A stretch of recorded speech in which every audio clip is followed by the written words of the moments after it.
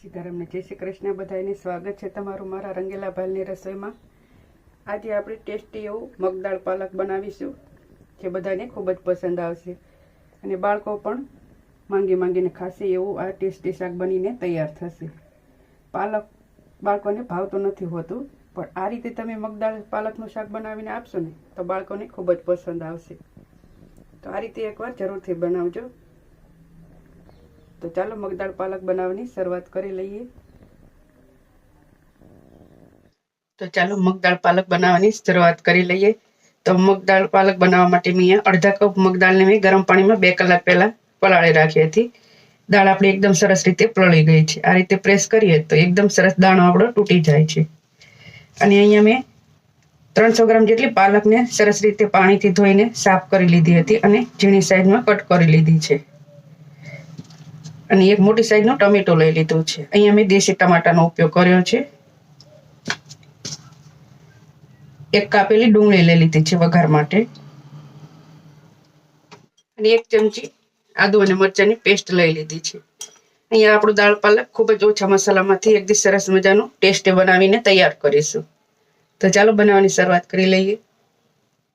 તો વઘાર માટે આપણે એક કડાઈમાં 2 ચમચી જેટલું તેલ એડ કરીશું। તેલ આપણું થોડું ગરમ થાય એટલે એમાં અડધી ચમચી જેટલું આપણે જીરું એડ કરીશું। ચપટીક આપણે હિંગ એડ કરીશું અને આદુ મરચાંની પેસ્ટ હતી એ એડ કરી લઈશું 1 ચમચી અને સરસ રીતે આપણે તેલમાં સાંતળી લઈશું।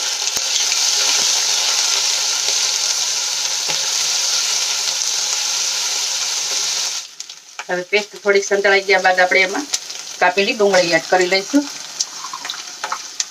અને ડુંગળીને આપણે સરસ રીતે મિક્સ કરી લઈશું અને લાલ કલરની થાય ત્યાં સુધી આપણે એને સાંતળી લેવાની છે। તો ડુંગળીને આપણે સરસ રીતે લાલ થાય ત્યાં સુધી સાંતળી લઈશું।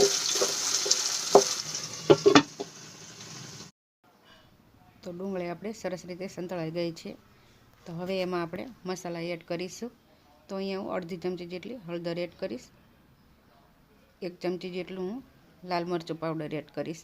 અહીંયા તમારે જેટલું તીખું પસંદ હોય એ પ્રમાણે એડ કરી લેવાનું। 1 ચમચી ધાણા જીરું એડ કરીશ અને પાલક અને મગની દાળનું મીઠું અત્યારે જ હું એડ કરી લઉં છું। તો બંનેના ભાગનું આપણે મીઠું એડ કરીને મસાલાને સરસ રીતે 1 મિનિટ માટે સાંતળી લઈશું જેથી તેનો કલર ખૂબ જ સરસ આવે। તો મસાલા સરસ રીતે સંતળાઈ ગયા છે તો એમાં આપણે મગની દાળ એડ કરી લઈશું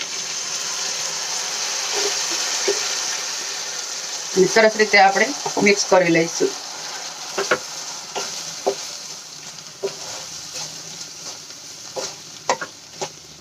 આ શાક ખાવામાં એકદમ ટેસ્ટી બને છે। નાના બાળકોને આ રીતે બનાવશો તો પણ ખૂબ જ ભાવશે। હવે દાળને આપણે 4 થી 5 મિનિટ માટે ચડવા દઈશું।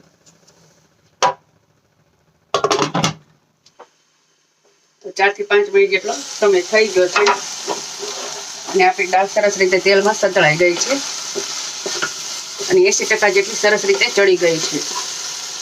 આ રીતે આપણે પ્રેસ કરીએ તો મગદાળ એકદમ સરસ રીતે તૂટી જાય છે। તો હવે આમાં આપણે પાલક એડ કરી લઈશું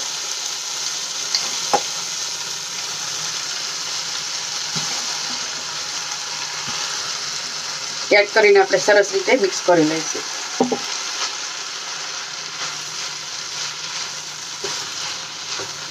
અહીંયા આપણે પાણી એડ નથી કરવાનું, પાલકમાંથી જ પાણી છૂટશે એટલે આપણી દાળ સરસ રીતે ચડી જશે અને પાલકને પણ ચડતા વાર નથી લાગતી, 5 મિનિટમાં જ સરસ રીતે પાલક પણ ચડી જશે। અહીંયા તમારે જો રસાવાળું બનાવવું હોય તો તમે થોડું પાણી એડ કરી શકો છો, પણ અહીંયા હું ડ્રાય બનાવું છું એટલે પાણી એડ નથી કરતી। તો દાળ અને પાલક બંને સરસ રીતે મિક્સ થઈ ગયું છે। હવે ધીમા તાપે આપણે ફરીથી એને ઢાંકીને 5 મિનિટ માટે ચડવા દઈશું જેથી કરીને પાલક આપણો એકદમ સરસ રીતે ગળી જાય।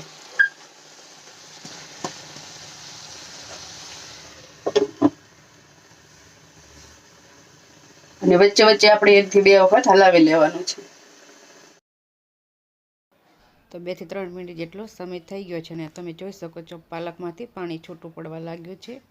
આ પાણી છૂટું પડશે એમાંથીને જ આપણી દાળ સરસ રીતે ચડી જશે। તો તો હવે એમાં એક કાપેલું ટમેટું હતું એ એડ કરી લઈશું અને સરસ રીતે મિક્સ કરીને આપણે એને ઢાંકીને ફરતી 2 થી 3 મિનિટ માટે ચડવા દઈશું. તો 5 મિનિટ જેટલો સમય થઈ ગયો છે અને આપણી મગદાળ સરસ રીતે ચડી ગઈ છે અને પાલક પણ આપણું સરસ રીતે ચડી ગયું છે. તો હવે ગેસને આપણે બંધ કરી લઈશું અને દાળને આપણે ગરમા ગરમ એક ડીશમાં સર્વ કરી લઈશું. તો આપણું સરસ મજાનું ગરમા ગરમ મગદાળ પાલક બનીને તૈયાર છે. આ રીતે એકવાર જરૂરથી ટ્રાય કરજો, બાળકોને પણ ખૂબ જ પસંદ આવશે. અને આ મગદાળ પાલકને તમે રોટલી, પરાઠા અથવા બાજરીના રોટલા સાથે ખાશો ને તો પણ ખાવાની ખૂબ જ મજા આવશે. તો આ રીતે એકવાર જરૂરથી ટ્રાય કરજો અને તમને મારી આજની રેસીપી પસંદ આવે તો તમારા ફ્રેન્ડ્સ અને ફેમિલીમાં શેર કરવાનું ભૂલતા નહીં. ચેનલ પર નવા હોય તો ચેનલને સબસ્ક્રાઇબ કરી દેજો અને કમેન્ટ કરીને જરૂરથી જણાવજો કે તમને આજની મારી રેસીપી કેવી લાગી.